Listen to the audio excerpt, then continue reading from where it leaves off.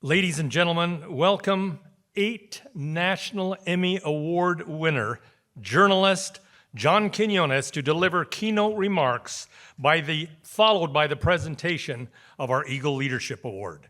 John? Oh man, thank you. Wow, thank you. Woo! Wow. Oh man. Thank you. And Aida Alvarado, thank you for watching What Would You Do? Gracias. Good afternoon, everyone. It's great to be back in my home state of Texas. I'm incredibly honored, very humbled to be receiving the Eagle Leadership Award, and very happy to be sharing the day with with my wife who's here, Diana Quiñones. My number one fan. She keeps pushing me to do more and more of those true crime 2020 stories. And I'm beginning to worry that she's taking notes. And, when Mickey and Rudy Becerra, my good friend, told me that they would be nominating me several months ago in New Orleans, where we were, I really thought they were kidding. And it was like, I didn't believe it. What a privilege to be joining the ranks of all those other distinguished recipients who have come before me, including my dear friend and tremendous legendary journalist Alfredo Corchado, who is here tonight, this afternoon. And of course, former Senator Leticia Van Depute, former Congressman Charlie Gonzalez, my good friend, and my great friend Rudy Becerra, as I mentioned. In my core, I'm a reporter. I'm a storyteller. That's all I ever wanted to do, ever since I was 13 years old. And the thing that I love about journalism and my profession is that as a journalist, I get to shine a light on a lot of issues that people don't want to talk about, they don't want to hear about, they don't want to see. Stories like the Uvalde school shootings, where we spent a year covering that story. The story of Vanessa Guillen, which I'm now reporting on a 6-part podcast for ABC News. Stories about social dilemmas, like the ones we do on What Would You Do? And these are tough times for journalists. I hate to say it, but these are difficult, in fact, dangerous times for reporters. It's getting more and more risky to speak truth to power. But that's why I created, even a few years ago, What Would You Do? 17 years ago, actually, now. Because I wanted to hold up a mirror to American society. We wanted to know, how do you unlock the power and the light that exists in each and every one of us so that we're all better equipped to say, hey, that's wrong, or how can I lend a helping hand? And what better tool to do that with than with hidden cameras on national television, right? What would you do, this little show that we started, poses that very question. When you witness any kind of injustice, racism, bullying, gay bashing, spousal abuse, someone being ridiculed because of the color of their skin or the accent in their voice, and that little voice, or condemned because of the religion they practice, and the little voice in the back of your head says, do something, do you step in or do you step away? What would you do? After all, isn't that the very definition of a person's character? It's not what we do when everyone's watching. That's easy. It's what we do even when no one is watching. Silence should not be an option. Silence is complicity. We have to raise our voices today more than ever, because these are troubled, divisive times in this country. I've never seen our nation as divided as it is today. And I grew up during the civil rights movements in San Antonio back in the 60s and 70s. We are so brittle these days with anger that's fueled by ugly rhetoric and violence. Just witness what happened here in Texas yesterday at that ICE detention center in Dallas. This is a great diverse nation, a beautiful tapestry, a mosaic of different people and cultures, a nation of immigrants, right? For generations, we've been able to disagree about issues like politics, religion, sexuality, about an issue that's very close to me, immigration. But why can't we continue to do that with a bit of decency and respect? Whatever happened to that? When we created What Would You Do? We wanted to showcase the sense of goodness, understanding, compassion, I think that exists in every one of us. With this little fly on the wall, we get to see the goodness in people with this show, and it helps restore our faith in America. And after all these years of doing What Would You Do, I found that time and again, the people who step in and do the right thing, first of all, they're women. Women are better at it. You guys sound the alarm much quicker than we do. But the people who step in and, sound the alarm about racism, bullying, gay bashing, spousal abuse, they are people who themselves have been marginalized, people who have been through it, right? They sound the alarm because they know what it's like. They know how painful it can be. And that's why, in many ways, I feel like I was destined to do a show like What Would You Do? Because of where I come from and the world that I grew up in. I was born in the barrio, on the west side of San Antonio. And you know how some people say, we were poor, but we didn't know we were poor. We knew we were poor. We knew. We had an old black and white television on the back of the house, and we saw how the other side lived. My father was a janitor who dropped out of the 3rd grade, just like your dad, Carol, and my mother dropped out of the 4th grade to clean houses on the rich part of town, Alamo Heights. Charlie, you know Alamo Heights. And very well, because that's how divided and segregated our city was. We lived on the west side, and the better off folks had places like Alamo Heights. My mom was a house cleaner. I didn't speak English when I was 6 years old, and isn't that wild? Now I make my living writing and delivering the news in English. And when I was 6 years old, I didn't speak a word of English because in San Antonio, you didn't have to learn English. The church that we went through, St. Timothy's, was Catholic, it's Spanish. La Tiendita, where we bought our groceries, it was called La Chicanita. I worked there when I was 8 years old. It's in Spanish. The music that we danced to and loved singing to is in Spanish. And this is before bilingual education. In the 60s, my family couldn't afford preschool or kindergarten, my 2 sisters, Irma, Rosa Maria, and me. So we went straight to public school, like so many of us here, right? Straight to Carvajal Elementary in Mrs. Gregory's class.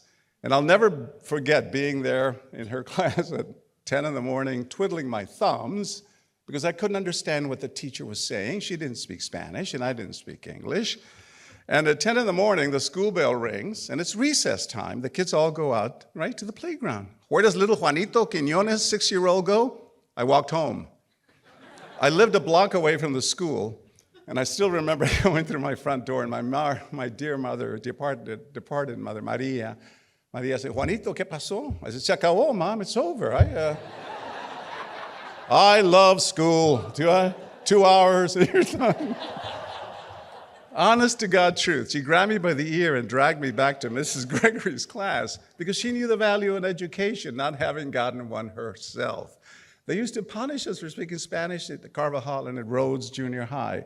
If the coach had a big old wooden paddle with holes drilled in it for extra speed and power, and they would give us 3 spankings on our rear ends if they caught us speaking Spanish. Do you know what that does to your appreciation of your own native tongue? It tells you that it's not good enough, right? But that's the world that we lived in. I tried to help my father and my mom because he made $50 a week as a janitor at Brackenridge High School, where I went to school. So I would shine shoes on Guadalupe Street. Me and my cousin Joey, we made a little shoe shine box. I think Mi Tierra restaurant still has the box, like a museum. We would shine shoes, and we'd go to the cantinas, the bars, because the drunk guys didn't realize how much they were tipping you. And we made a killing con esos borrachos, We charged just 10 cents a pair, but they're like, hey, here's $1. So we did well until I came home one night and we were jumped by a gang on the west side. My community was called El Ghost Town, and we got jumped by a gang from El Alto. So they took away all my shoe shine polishes and rags and my shoe shine box and my earnings from the night. And that was the end of my shoe shining career. But then when I was 13, my father was laid off from work. He was a janitor at Brackenridge, but he was laid off that summer. And me and my 2 sisters and my mother, Maria, the 5 of us did what a lot of Latinos in South Texas had to do back then. We became migrant farm workers. We journeyed 1,700 miles from San Antonio to Northport, Michigan, the cherry capital of the world, with strangers. We didn't know who these folks were. It was a caravan of workers. And I remember my mom, we didn't have much to eat, so she bought a gallon can of green beans and a couple of loaves of bread, and we survived on green bean sandwiches all the way up to Michigan. And there I was teetering on the top of these ladders, overlooking these orchards and orchards of cherry trees. And they would pay us with a bucket strapped around my neck, and they would pay us 75 cents for every bucket of cherries, and it would take me 2 darn hours to fill that, 2 hours for 75 cents. And then we did that for about 6 or 7 weeks, and then we do what all migrant farm workers do. We followed the crops down to Ohio, a little town outside Toledo called Swanton, Ohio, where we picked tomatoes for 35 cents a bushel. And man, with these hands, I did 100 bushels a day. That's $35, right? And my father would do 150 bushels, and my mother contributed, and my sisters contributed, and we learned the value of a family in times of difficulty, pulling ourselves up by our bootstraps and getting over that financial hump. But I'll never forget being on my knees on the cold, hard ground at 6 in the morning with my father Bruno, looking at a row of tomato plants that for a young 13-year-old boy's eyes seemed to go on for miles and miles. That's what I had to look forward to that day of picking tomatoes. And my father Bruno saying, Juanito, mira, do you want to do this for the rest of your life? Or maybe do you want to get a college education someday? It was a no-brainer. I knew I didn't want to do that kind of back-breaking work on my knees for the rest of my life, but no one believed in me. When I came back to San Antonio, to Rhodes Junior High, I would ask my teachers, how do I prepare for the SATs? How do I start studying for the AC? I want to go to college someday. How do I take advanced placement classes in math, biology, or English? Do you know what my own teachers would tell me? They would say, Johnny, it's great that you want to be a television reporter. Because I want to be a reporter since I was 13. I used to watch Geraldo Rivera on 2020. He's the only one with a Latino last name, right? And they would say, it's great, John, that you have this dream, that you want to be a TV reporter someday, but we think you should try wood shop or metal shop or auto mechanics. Not that there's anything wrong with those great trades. A lot of people make a good, hard living, but I wanted to go to college. And my own teachers and my own counselors would do what people do on that TV show, What Would You Do? They judged me by the color of my skin, the accent in my voice, the fact that no one in my family had gone to college, the fact that I didn't have great grades in junior high or high school, the fact that I didn't have any money to pay for college. They basically were asking, what gives you the audacity, John Quiñones, to think you're college material? But thank God for my mother, those Mexican women, my mother Maria. She was the one who would say, mijo, mira, mijo, my son, mijo, don't be embarrassed about having to wear the same clothes to school every other day. At least we wash them, right? They're clean clothes. She would say, mijo, don't be so embarrassed about having to take bean and tortilla tacos for lunch when all the other kids are taking their fancy bologna and white bread. Hey, now we know beans and tortillas are better for you, right? They have more protein. But Maria would say, what matters, mijo, is what's in here, in your cabeza, in your brain, mijo, and what's in here, in your corazón, in your heart. She was the one who kept me going. And I went to Brackenridge High School, and then along comes this government program called Upward Bound, right? And I was one of the Upward Bound students. Basically, they gave kids from the barrio extra courses on Saturdays and during the summer of my high school. Well, just what I had been asking for, how do I get better?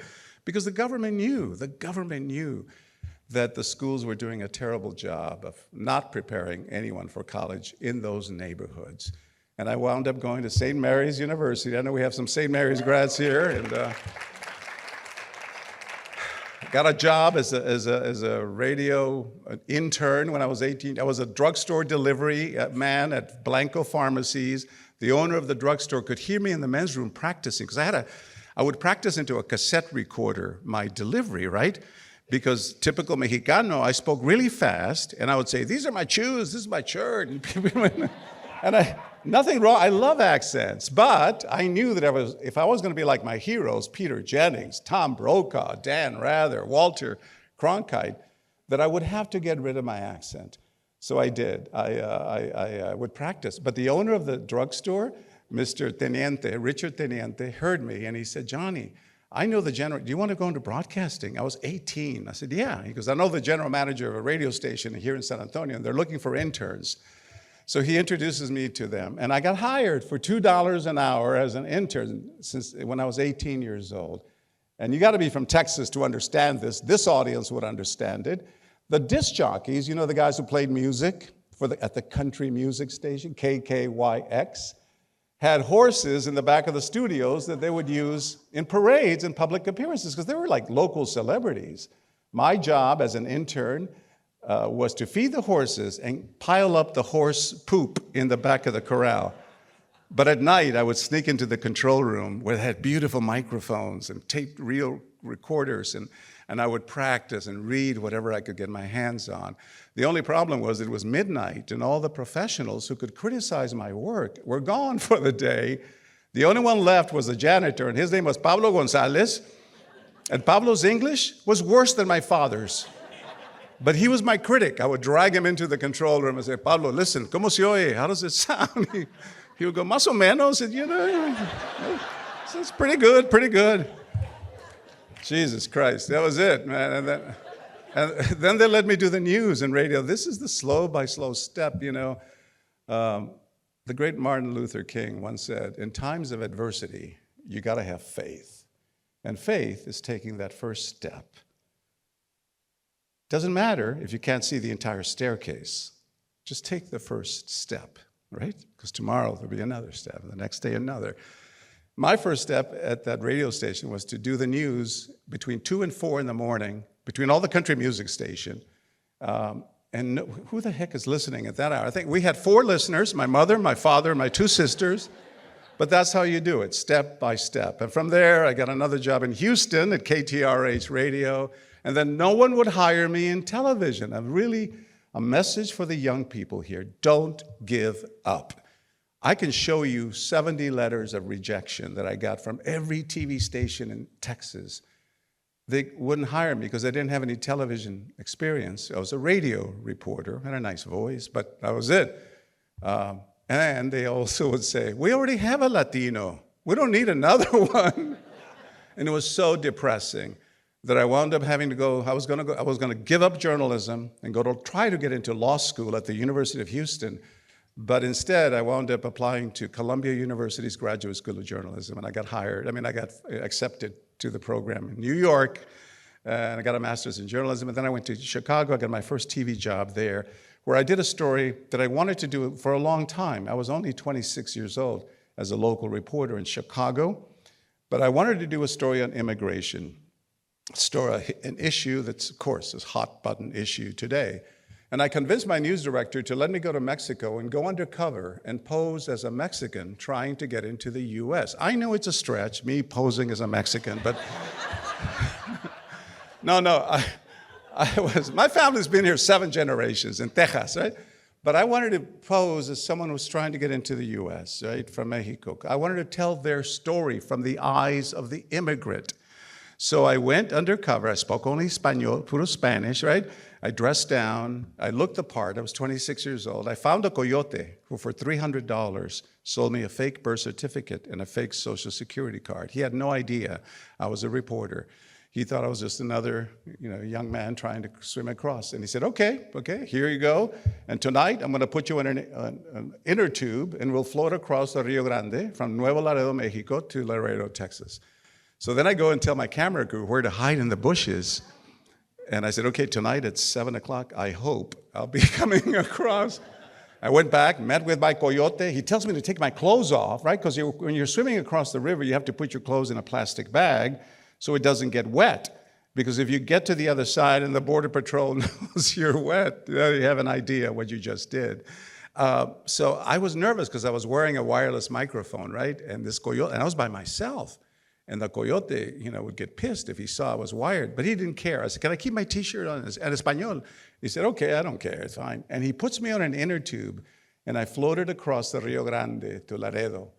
And I didn't stop there. I went back to Chicago, because remember, this is for the station in Chicago, where I got a job at a restaurant where we had heard that the owner of this restaurant had 7 undocumented workers working for him, and he had not paid them in 17 weeks.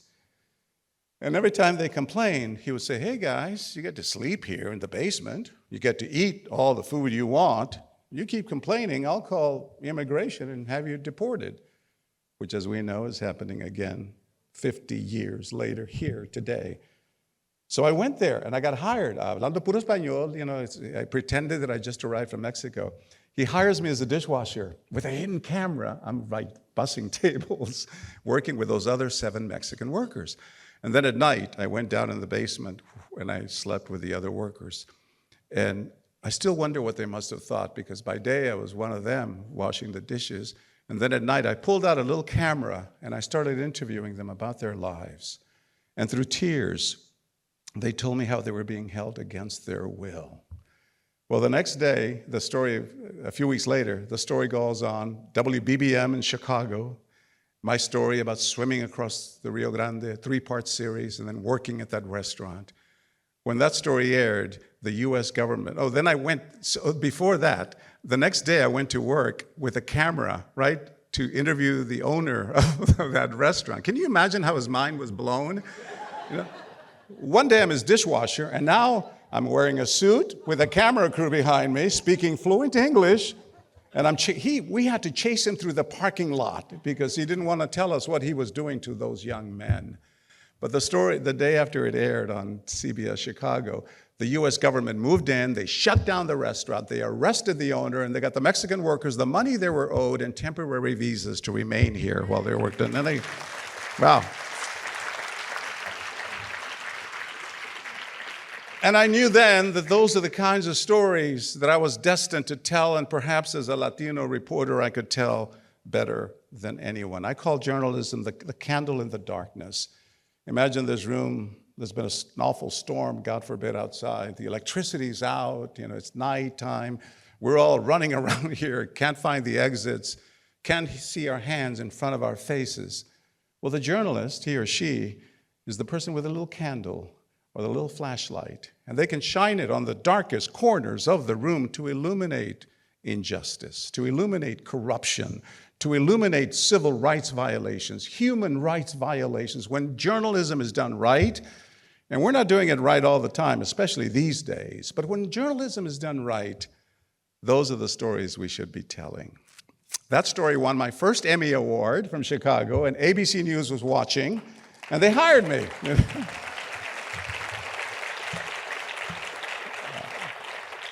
So my dream came true to work at the same network where Geraldo Rivera had worked with the great Peter Jennings. And I remember one of the first stories I had for Peter Jennings, I was a rookie reporter, and I was in Nicaragua covering the civil wars in Central America.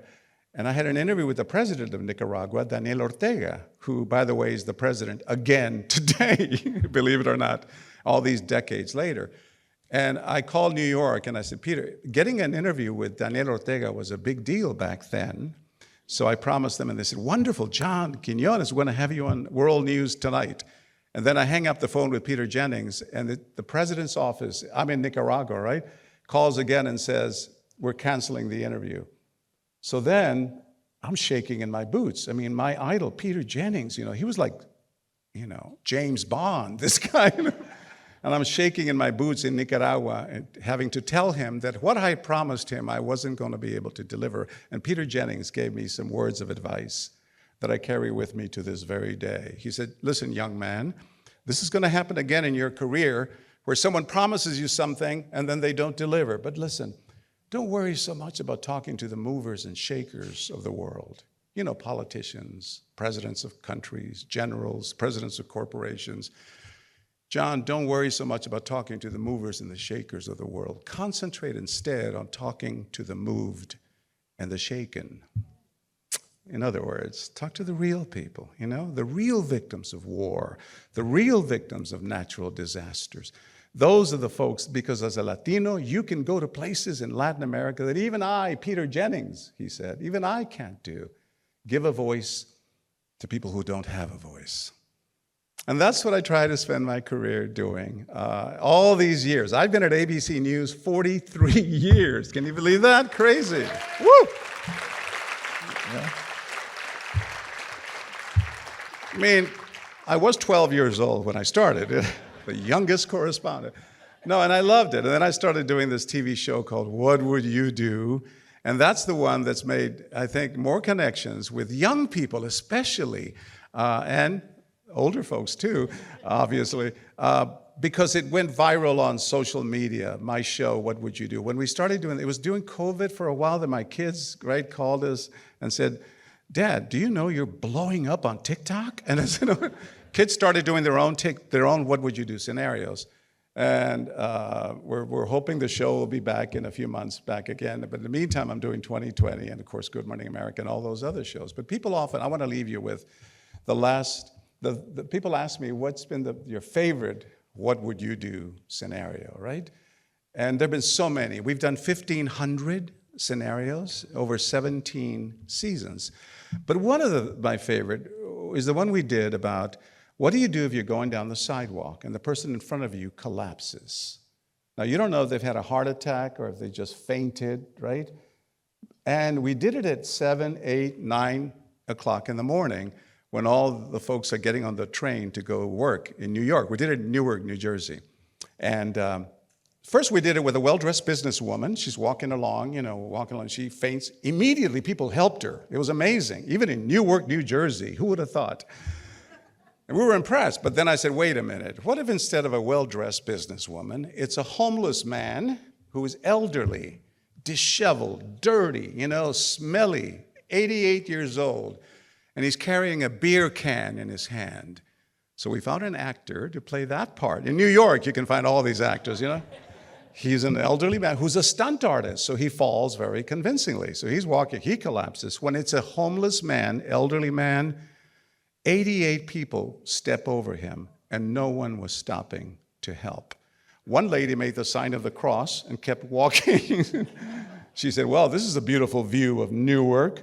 It's like the parable of the Good Samaritan, right? So we were like, wow, we were blown away. And I said, shoot, man, I guess if you're homeless, you're not going to get a lot of help. If you're a well-dressed business person, you will. So I'm about ready to come out when I come out with the cameras and tell everyone it's the show. But before I could get out there, I heard the tapping of a walking cane on the sidewalk. Tap, tap, tap. And then into the frame of the hidden camera comes this beautiful African-American woman who's stumbling along with a cane because she has suffered a stroke. And guess what? She's homeless too. And guess what? She's the one who stops and tries to help. And she starts asking people, excuse me, does someone have a cell phone to call 911 for this man? He's white, she's black. Not that that should matter. 37 more people, we're counting them, go by. No one is doing anything. She then did something we didn't expect. She gets down with her walking can and she takes the beer can out of the actor's hands. She thought he was really homeless, right? And she stumbles over to the trash can and throws it away. As if she was thinking, maybe if we give him a little bit of dignity and people don't think he's a drunk, maybe they'll help. It didn't work. 42 more people are going by, stepping over him. No one is doing nothing, anything. The hidden camera is really tight on her face, and she made a fist to the heavens, I remember, and she was like cursing God, saying, how can you allow this to happen? And then she stumbled down again, and we could hear this because the actor on the ground was wearing a wireless microphone. And she said, sir, she said to him, sir, I don't know your name, but I'm going to call you Billy. She said, Billy, my name is Linda Hamilton, and I'm homeless too, man. So don't you worry. I'm going to stay here until help arrives. And then finally, a woman stops and calls 911. Thank God. And in all the commotion, when I come out, people are excited that you saw they get crazy. We're having people sign releases. But in our commotion, we lost our hero. Linda Hamilton, the homeless woman who stopped to help, slipped away. But a few weeks later, we put the scenario on What Would You Do? And man, after it aired, we got hundreds of phone calls and emails and social media folks saying, who was that woman? We want to help, because we said she was homeless. We want to help Linda Hamilton.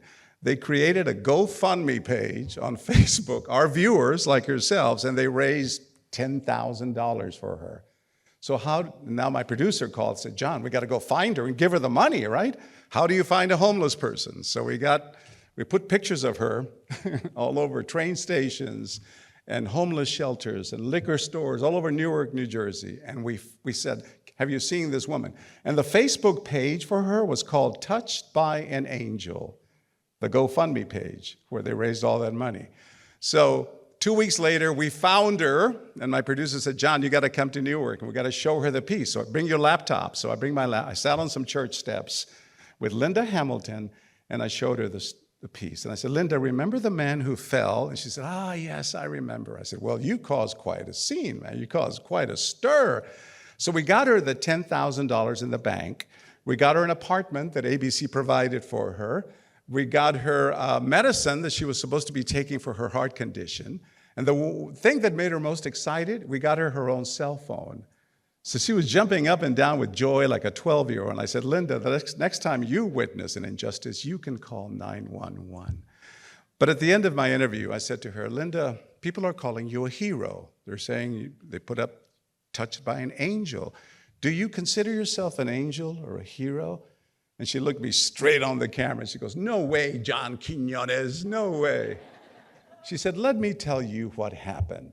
She said, I think God put me on that corner, on that street, on that day, because he knew you were there with your what would you do cameras. And he wanted to teach people a lesson. And who better to teach that lesson than someone who has walked in the shoes of the homeless? So today I leave you with that message. The next time you witness any kind of injustice, and the little voice in the back of your head says, do something, remember the words and the actions of Linda Hamilton, this woman who was homeless, who had suffered a stroke, and yet she stopped to help a stranger on the ground, not because she was going to be on national television. She didn't know that. Not because she was going to get $10,000 in the bank. She didn't know that. Not because she was going to get her own apartment and medicine for her heart and her own cell phone. She did not know that. She did it because, as my dear mother Maria would say, her corazón, her heart, told her it was the right thing to do. Muchas gracias. It's been a pleasure being with all of you. Really great, man. Thank you so much. Thank you. Thank you. Hold on. John, Yes? on behalf of the Latino Leaders Network, we are proud to present our Eagle Leadership Award for your outstanding leadership and contribution to our community, to our nation, and to our world. Thank you. Thank you. There you go. That's it.